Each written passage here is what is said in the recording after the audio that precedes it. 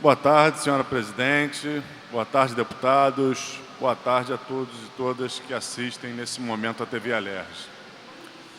Hoje eu faço uso da tribuna para destacar duas questões muito importantes.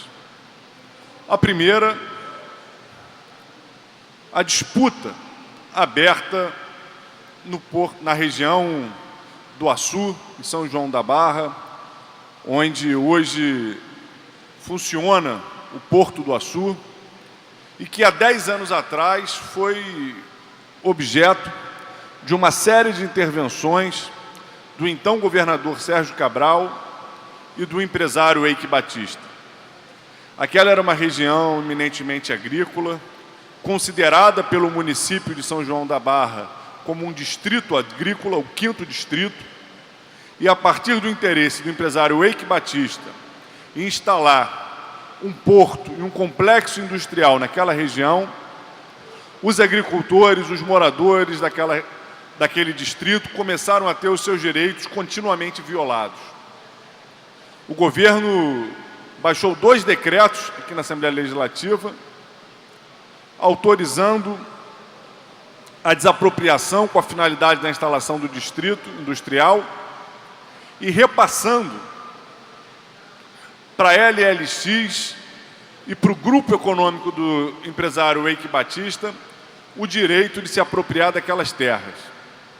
Os camponeses, os trabalhadores rurais, os agricultores foram sendo expulsos das suas terras com valores irrisórios.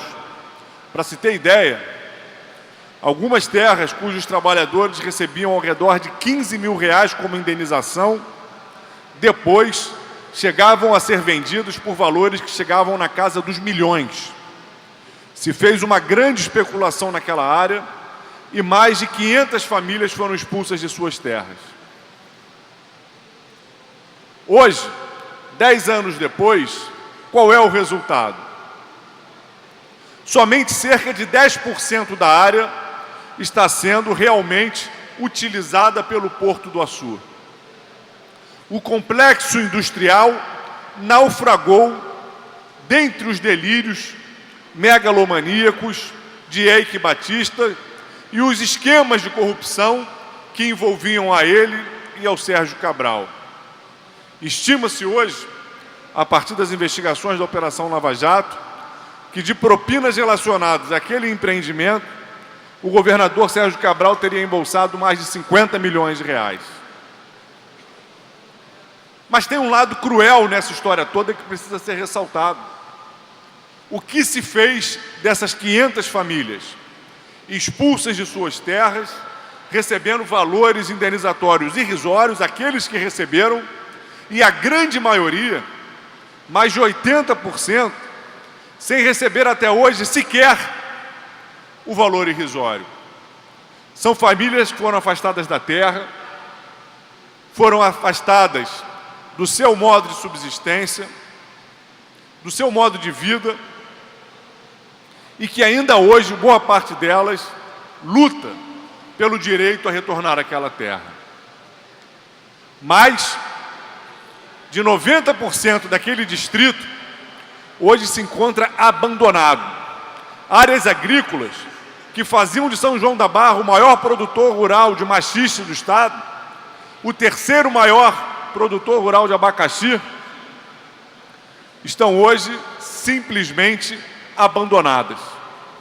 A produção agrícola, deputado Eliomar Coelho, caiu cerca de 85%. Cerca de 85% foi a queda da produção agrícola naquela região, porque o 5º distrito virou uma área vazia e de especulação, onde os agricultores sequer receberam as verbas indenizatórias. Acreditamos que hoje, quando já está mais que provado que aquelas terras não cumprem a sua função social, nem como terras agricultáveis como eram antes, nem como fora prometido terras industriais, hoje, quando se sabe que a violação dos direitos daqueles agricultores se deu com base em negociatas, em pagamentos de propina, hoje, quando se sabe o grave esvaziamento econômico do ponto de vista da produção agrícola que aquela região sofreu, é necessário que se reveja esse absurdo e essa situação arbitrária.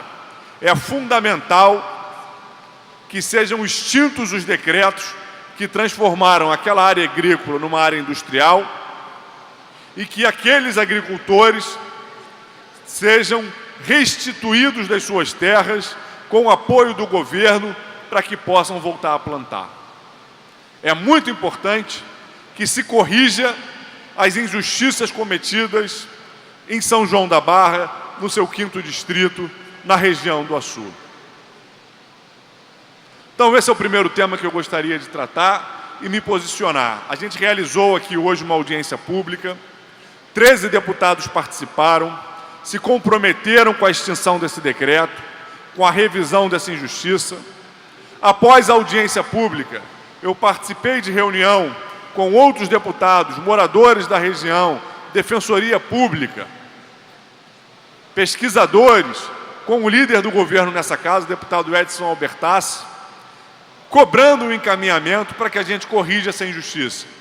O deputado Edson Albertassi ficou de intermediar uma relação com a CODIM do Governo do Estado, com a Secretaria de Fazenda, com a Procuradoria, para que esse processo seja revisto e esses trabalhadores sejam restituídos. Vamos cobrar, vamos ficar em cima, vamos contribuir com toda forma de luta e mobilização para que esses trabalhadores possam superar esse momento de dificuldade, enfrentar essas injustiças e voltar a ter direito à terra e voltar a ter direito ao trabalho e ao seu modo de vida. E hoje, senhores deputados, o segundo tema que me traz aqui nessa tribuna é o julgamento da chapa Dilma Temer no Tribunal Superior Eleitoral. O que é o ministro Gilmar Mendes? Quem ainda não teve a possibilidade de ver trechos do julgamento, que veja. Essa ação foi movida pelo PSDB contra a chapa Dilma Temer, quando Dilma ainda era presidente da República, naquele movimento inicial que culminou com o impeachment, de impedir que ela tivesse condições de governabilidade. Eu sempre fui oposição a Dilma. Eu nunca a apoiei. Mas sempre compreendi que a gente não pode viabilizar o funcionamento das instituições democráticas se a gente não for capaz de construir instituições mais democráticas do que as que temos atualmente. O que aquele golpe parlamentar fez foi colocar um governo ainda mais corrupto, instalado na frente da presidência, romper com a nossa normalidade democrática, e agora esse julgamento no TSE expõe com muita clareza a podridão, inclusive, do nosso sistema judiciário. A procuradora do TSE, na época, sugeriu o arquivamento da ação. O ministro Gilmar Mendes não permitiu o arquivamento e cobrou que fosse reaberto o processo. O ministro, atual relator, Benjamin Herrmann, assumiu a relatoria e vem trabalhando. O colegiado do Tribunal Superior Eleitoral, em determinado momento, fez a opção por se incluir no processo as delações da Odebrecht e dos marqueteiros Mônica e João Santana. O colegiado do Tribunal Superior Eleitoral fez isso, inclusive com o apoio, mais uma vez, do ministro Gilmar Mendes.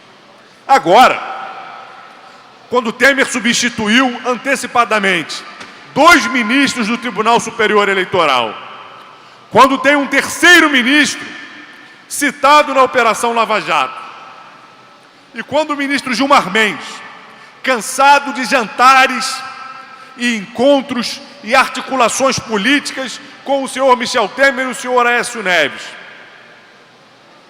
é ainda presidente daquele tribunal, esses 4 ministros, os 2 indicados pelo Temer, o citado na Lava Jato e o Gilmar Mendes, sinalizam que vão desconsiderar as delações da Odebrecht e de João Santana e Mônica Moura. O que está em jogo é um comprometimento completo do Judiciário, especialmente a partir da figura do ministro Gilmar Mendes, com esse governo usurpador e corrupto. Gilmar Mendes não tem preocupação em manter um mínimo de coerência com aquelas posições que ele defende. Aliás, o ministro Benjamin, em uma das suas posições, resgata um voto do próprio ministro Gilmar Mendes, onde defendia a cassação dos mandatos envolvidos em esquemas de corrupção no financiamento de campanhas eleitorais como fundamentais para o pleno funcionamento da democracia. E no voto do ministro Gilmar Mendes se dizia em todas as esferas.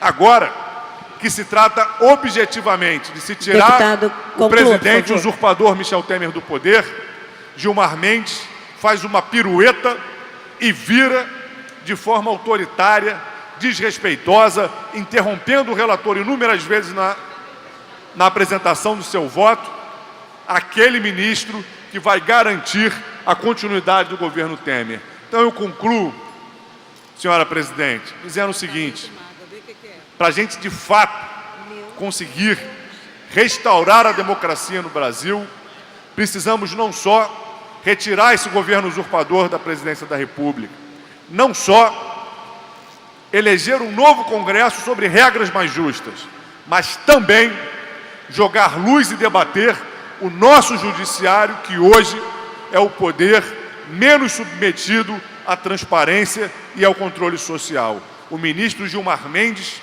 e as suas suas lamentáveis manobras são o maior exemplo do que se transformou o judiciário brasileiro.